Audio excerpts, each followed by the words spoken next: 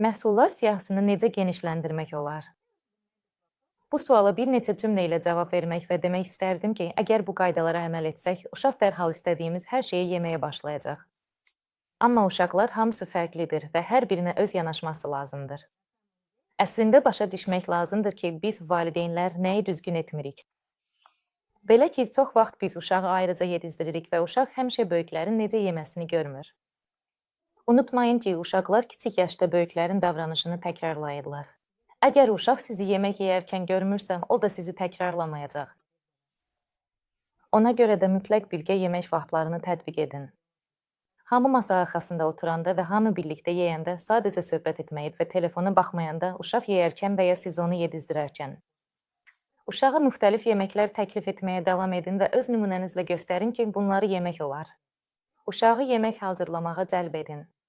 Qoy baxsın, siz necə bişirirsiniz, özü də iştirak etsin, makaranı suya atsın, meyvə və tərəvəzləri yusun, süfrəni hazırlamağa kömək etsin. Uşağınızla birlikdə mağazaya gedin. Ona tapşırıq verin, məsələn, mağazada hansısa məhsulu tapsın. Evə qaydanda həmin məhsulu birlikdə yuyun, hazırlayın və dadına baxın. Bu o demək deyil ki, uşaq dərhal onu rasionuna daxil edəcək, amma bir dəfə dadandan sonra təkrar təklif etmək və zamanla onu adi menyuya əlavə etmək olar. Uşağa icazə verin ki, yeməyi öz qabına özü qoysun, beləliklə yeməyin miqdarını özü tənzimləyə bilər. Çox vaxt biz uşağın qarşısına artıq yeməklə dolu boşqab qoyuruq və bu, uşağın yeyə biləcəyindən çox ola bilər. Boşqabda daha çox yemək olması uşaqda müəyyən bir stres yarada bilər. Uşağın rasionunu genişləndirmək üçün onu yemək hazırlama prosesinə cəlb etmək, axşam yeməyində nə yemək istədiyini onunla müzakirə etmək vacibdir.